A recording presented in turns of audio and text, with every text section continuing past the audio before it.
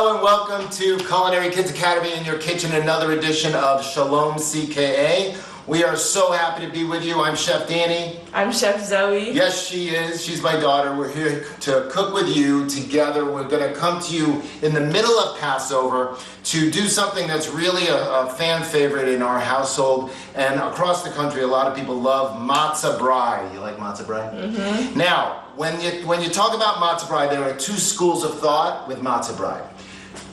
Do you know the two schools of thought? How do you serve Matzo Brei? Most people know Matzo Brei when they go into a deli or something like that, where it's kind of all what? Crumbled up. Exactly, crumbled up or scrambled and stuff like that. That is not the Matzo Brei that Chef Danny grew up with, and so Chef Zoe, she doesn't know that Matzo Brei. That's fine if that is good for you. I'm going to teach you a recipe today that is vastly different than that. It's much more like a pie that you actually cut into wedges, and it will get a little bit of a rise to it, and you'll see why in a little while. But it actually adds so much different of a texture, and the presentation is way different as well. So let's get to it. We're going to wash our hands really quickly, and while we do that, I'm going to talk to you about the lesson we're going to do. So the lesson that we're going to do today involves Passover. So we talked about when we made charoset, we talked about the sweetness of the charoset, and we talked about the fact that it also represents the mortar and the brick. Today we're going to do a little bit of Judaic study that involves just Passover, the story, and how Moses was asked to do something that was outside of his comfort zone. Quick question, Chef Zoe. Do you know how old Moses was when God told him at the burning bush to go deliver the Jews from the yoke of their bondage? Well, he definitely wasn't young. He was not young. He was very, very old. He was 80 years old. Believe it or not, 80. Now, this day and age, that's pretty young. 80 is not the 80 when I was growing up. But it's still pretty old. So you're talking to a guy who's 80 years old, and you're saying to him that you have to go deliver an entire people out of slavery. That's a big deal, wouldn't you agree? Mm-hmm. So do you know what Moses was for most of his life? What was on his resume? What did he do? What was his job mostly? He was a prince. He started off in Egypt, but after he was a prince, until the time that he was 80, mostly on his resume was listed shepherd. What's a shepherd do? Gathers the sheep. Exactly. They gather and lead the sheep around, which means who did he spend most of his time with? Animals. Animals. Moses was not a really good speaker. There's a midrash about the fact that he burned his tongue as a young infant because Pharaoh wanted to know whether Moses was going to do right by Pharaoh or go against Pharaoh and ultimately go for his crown. He put a piece of coal, hot coal, and then like a jewel in the other direction. Now, if you're a baby, you're going to be attracted to the bright, shiny jewel, right? So Moses goes for the jewel. God supposedly steered Moses away to touch the coal instead of the jewel, and immediately when you burn yourself, you want to cool it off. Where do you think he put his hand? Mouth. In his mouth, burned his tongue, and therefore, supposedly Moses had a lisp and was not a very good speaker, which is why Aaron, his brother, was really the speaker for Moses. So, look, he wasn't a good speaker. He was a shepherd all of his life for the most part, and now he's got to go deliver the Jews out of Egypt. That's a big deal, and he didn't want to do it. So we're going to actually talk about how many times God had to ask and then ultimately tell Moses, you got to go, before he actually said, okay, I'm going to go. Now, to me, if God tells me to do something and I'm hearing God and there's a burning bush, it's only going to take one time.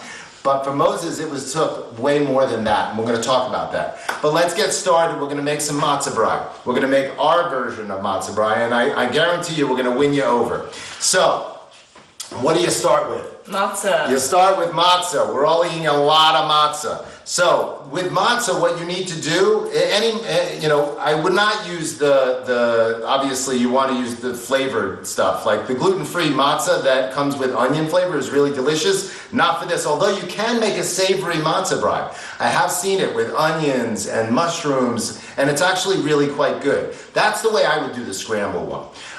But this way is a little bit different. So Chef Zoe's going to break up the matzah, and you want to break it up into little pieces. Because ultimately what you want is you want all of these pieces to come together almost like a pie, okay? And so we're going to break it up. It calls for about a box of matzah. You can make as little or as much as you want. The recipe will let you adjust accordingly. So it depends on how many you're making. I have made this in a really big pan, and I have made this in a smaller pan. We're going medium size today. So I'm going to put this in here. Next, we are going to add in, it's not a lot of ingredients, guys. It's actually pretty simple. We're going to add in a brown sugar and a little bit of salt. The reason for the salt is because of science. If you put a tiny bit of salt in something, it actually brings out the sweetness of the brown sugar. Of the brown sugar. Chef Zoe's going to add that in, and we're going to mix that together.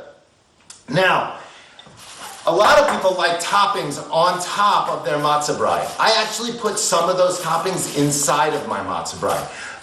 So you're going to see me add a few things. You're going to be like, wow, I would add that on top. And we're going to do that later too. But I'm all about layering those flavors, as you know. And so we're going to jam-pack as much flavor inside this matzo brei as possible. Jam. So, jam. We are going to add some jam. So we want this nice and crushed up. And this is why, again, we want really clean hands. So I'm going to add in, we're going to add liquid, and we're also going to add in some cinnamon and vanilla. We're going to add in the cinnamon first, so it calls for about a teaspoon of cinnamon. Again, you don't want to do too much. Cinnamon is a very, very, very strong spice. It's going to be overpowering if you add too much in. So Chef Zoe, mix that up for me. And I'm going to add in our vanilla. So always use real vanilla, please. Don't use imitation vanilla, because, there are certain things that cost a lot, but they're worth the cost. And vanilla is one of them for sure. We're going to add in a little bit of honey. So now what you need to do is add liquid, because the liquid has to soak into the matzah. We want it really, so right now the matzah is super dry. We're going to add in apple juice. Now you could add in water. Water tastes like anything? No. You could add milk. A lot of people add milk. Some people have allergies and they can't have lactose. So instead of milk, I add apple juice. It adds really, really good sweetness and apple flavor. So we're going to pour this in just like that. And Zoe is going to mix all that together. Now while she does that, you're going to see that, by the way, all of this liquid will be absorbed at the end by the matzah. So don't freak out that you have too much liquid. It's all going to be it's all going to be absorbed. You want this to be really moist in the end, right? It's like a little cake that it's moist. All right, so next thing are eggs. So we're going to do something special. This is where you have to do a little bit of work. So I have 3 eggs. Actually 4 eggs that we're going to use. The eggs have to be separated. So we have a question from somebody in Calabasas, Amy. She asks, why do we separate the eggs in this recipe? Okay, so Amy asked a really good question. The reason we're separated, now you could absolutely throw all the eggs in, mix it all up, no problem. But remember what I said, we want this light and fluffy and airy. So we got to put air inside of this. How are we going to put air inside of our matzo brei? Whisk. We are going to beat the egg whites. Now you can't beat the egg whites with yolk, because then it won't get to a meringue type of egg white, right? So you want it to be really light, and what we're going to do is we're pumping a ton of air into those egg whites. They're going to end up looking like whipped cream. They don't taste like whipped cream, but they're going to end up looking like whipped cream. You're going to see what I mean in a second. So I have some egg whites here. Now when you do this, you can do it with, you can go back and forth. I've seen people go back and forth where they separate the egg like that. I like to use my hand as kind of like a strainer. And so the egg white goes right through my fingertips just like that. And the egg yolk stays right in the palm of my hand, and that's gonna go right in here. And so, what we're gonna do is start to beat our eggs. Now, Zoe's gonna add these egg yolks into the mixture. Go ahead, add them in. And she's going to incorporate those in. What I'm gonna show you right now is how we beat the egg whites. So you wanna try your best to do kind of like a figure 8 motion. This is called a whisk. A whisk. Now, I'm gonna switch, because Chef Zoe's gonna do this, not me. So watch. What we're gonna start with is we're gonna go like this. We're gonna beat and beat and beat, and you're already starting to see some bubbles. So, come on over here, join me, and Chef Zoe, and you'll see what I'm talking about. As you beat, you will start to see that frothy bubble. Now, Chef Zoe is going to get to it, and you're gonna see it's gonna take you probably about 5 minutes, and you want them to be about stiff beats. So you'll see what I mean in about 5 minutes when you come back, and you'll see that our egg whites have been transformed, and I'm not gonna do any of the work. She's doing all the work. So come on right back. All right, so as you can see, Chef Zoe is done with her egg whites, and they are really, really full of air. Now, what's this going to do to our Matzo Brei? We're gonna add it slowly. We're also gonna do what's called folding. We're gonna fold it in gently because she worked so hard on getting those, nice job, on getting that air in there. If we vigorously mix, all the air is going to come out. We don't want that. So we're going to add that. We're going to wait 1 second though. Remember I told you that a lot of people like to put toppings on their Matzo Brei? I like to put it inside. So we're going to add a little bit of jam into our Matzo Brei, strawberry jam. Again, as another layer of flavor. If you don't have to add strawberry, you could add any flavor you want. Apricot, doesn't matter which you add. Or you don't have to add it at all. This is simply a preference thing. So we have another question from Maya in Studio City. She wants to know what's the difference between jam and jelly. Excellent. Jam and jelly, two very different things. I grew up eating jam, not a lot of jelly. So jam, like preserves, have a lot of whole pieces of the fruit in it. So like strawberry, you're gonna see pieces of strawberry in it. Jelly is just, without the fruit, without the pieces of fruit. So it's just the jelly of the fruit. This has got the actual pieces of the fruit in it. So it's jam versus jelly. We're gonna use jam. All right, so Chef Zoe's gonna mix the jam in, and then we are going to start folding gently our egg whites. So I'm gonna take them, and you're gonna see, look at this. Look how light that is, right? Look, it's like a cloud. Like a cloud. And it's gonna go in, and we're going to gently mix it in. She's gonna fold. Now when you fold, you wanna go up and over, just like Chef Zoe's doing. Really nice job, Zoe. So we're going to get that in, and you want to add in all of your egg whites a little bit at a time, not all at once, because again, if you add it all at once, it's not going to have the effect that you're looking for.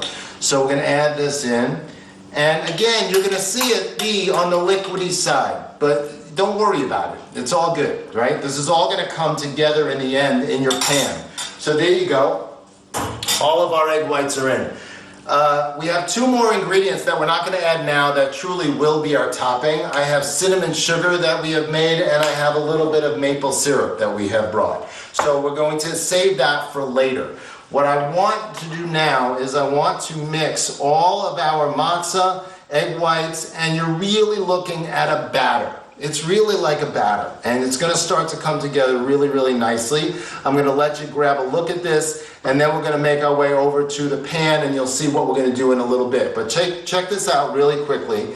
You're going to see that you're looking at a batter. Now, all of that matzah is going to come together.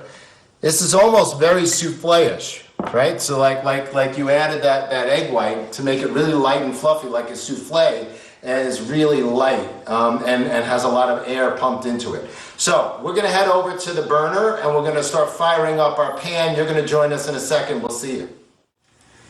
All right, so we're back here at the burner, and what I've done is I put in some vegetable oil. So I'm gonna make sure that the pan is coated. Now, when I do it for people at home, we usually serve how many people? A lot. A lot of people. So like 10, I would say, can eat this. So I use a much larger pan than I'm using here. In this case, I'm going to do several batches. And so it makes it easier because you're going to see there's a flip that goes on that's a little dicey, but I know you can do it. So what we're going to do is I'm going to take the matzah mixture that we've made. We have a pan that is nice and hot, and I'm going to start putting in our Matzo Brei. Just like this, about halfway. Now you got to understand, you added a lot of air, so this is going to rise. And so I'm literally going to let this sit and set up. You got to make sure that you don't have the burner on too high because it'll burn the underside. You don't want that. You just want it to solidify. Ultimately, what I'm going to do is I am going to put a lid on top to trap the heat inside so it gets a cook all the way around. Once it's solid enough for me to get my spatula underneath, I'm going to end up flipping this over because clearly the other side needs to cook. There's a special way I'm going to teach you how to do that. So when you come back, all of this will be done on one side. We'll do the special flip, which is worth the price of admission by itself. Okay, so we have our Matzo Brei in. It's kind of getting toasty underneath, and you can see that it's kind of solidifying. This is exactly what we want. And you see that it's at least, it's risen a little bit, again, because of that air from the egg whites. Now, we have a couple of choices here. Remember I told you the big flip is so fancy? You actually don't have to do that. And Zoe was telling me that, and I think she's right. The better way to go about this is that just like a frittata that you finish in the oven, you could do that with this as well. So I could flip this, I put it on this pan and then turn it over and flip it, or I could simply take this as it is and then come on over here and put it into my oven just like this. So we're going to let that sit for a couple of minutes. You want to make sure that because it's on broil that it doesn't get too toasty on top. It's getting nice and crispy on top. We already know we have a nice crisp underneath. Heat meets in the middle so everything in the middle gets cooked. And in about 4 or 5 minutes, Zoe, what are we doing? Eating. Awesome. We'll see you in a second. All right, so we are back and you can see our Matzo Brei has been cooking. And it is sizzly and really, really crispy and yummy. And it's all in one piece, which is, again, what I like. And so what I'm going to do is I'm going to start to serve so Chef Zoe and I can start eating. I'm good with this being any point in time during the day. I'm good with breakfast for dinner, so nothing wrong with that. So I'm going to do a quick slice, just like this. And again, it's kind of like pie. So there you go, Zoe. Again, it's going to be really nice and moist inside, just like that. Now, depends on what you want. You want cinnamon sugar? You get cinnamon sugar. Zoe wants cinnamon sugar. All right, I'm going to have a little bit of cinnamon sugar. If you want maple, maple syrup for Zoe. All right. Just a little. Just a little. So before we eat, I'm just going to finish off on the Moses thing, because that's important stuff. Moses got asked 5 times by God to go deliver the Jewish people from Egypt. It took until the 5th time when Moses really didn't have a choice and God said, "You're doing this." Now Moses, again, he was a shepherd, he had a speech impediment, he didn't think he was up for the task, God knew otherwise. Now let's talk about the Jews themselves. Moses is going to deliver the Jews, but the Jews have been what all their lives? Slaves. Slaves. And this is the normal for them. They don't know another life is even possible. So Moses, who they don't know, is showing up and saying, "I'm going to deliver you."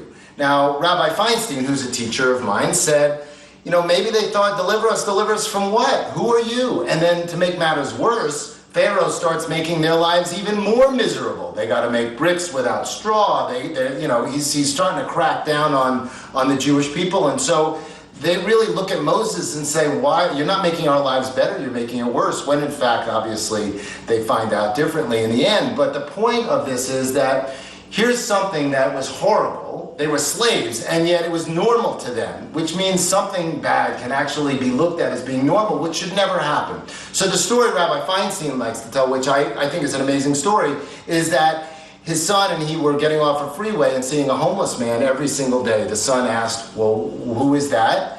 And he said, it's a homeless person, and explained what that person was doing there. They got off the same freeway week after week after week. After 3-4 weeks, the son stopped asking. Why do you think that is? Because it became normal. Because that homeless person became no different than the stop sign and the tree and the overpass.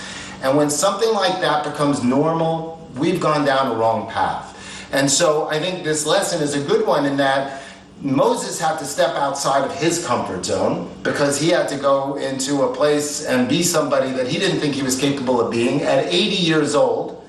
And then the Jews, they were involved in something that should never have been normal, in that slavery is such an awful, awful thing.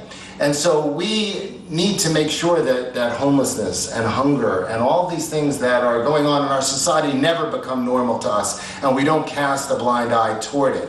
And then we also take the lesson from Moses and try new things. That has to do with food. How does trying new things have to do with food?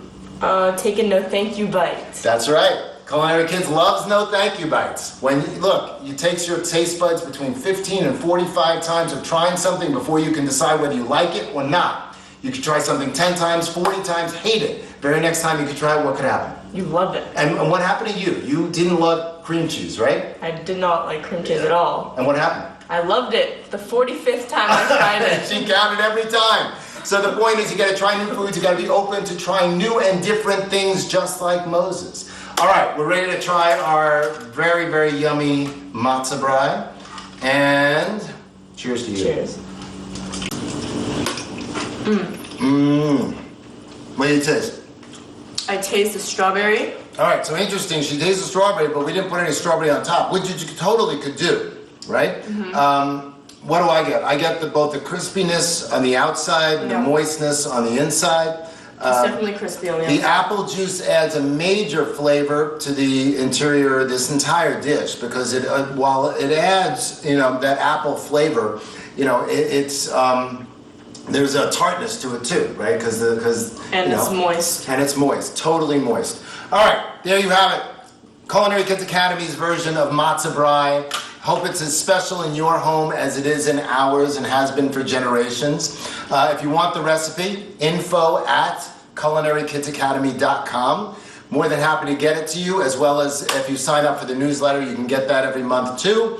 And thank you very much for joining us. Chef Zoe, good job as always. Thank you very much, and thank you for everybody who wrote in with questions. We'll see you next time on Shalom CK8 in your kitchen. Happy Passover. Happy Pesach. Bye.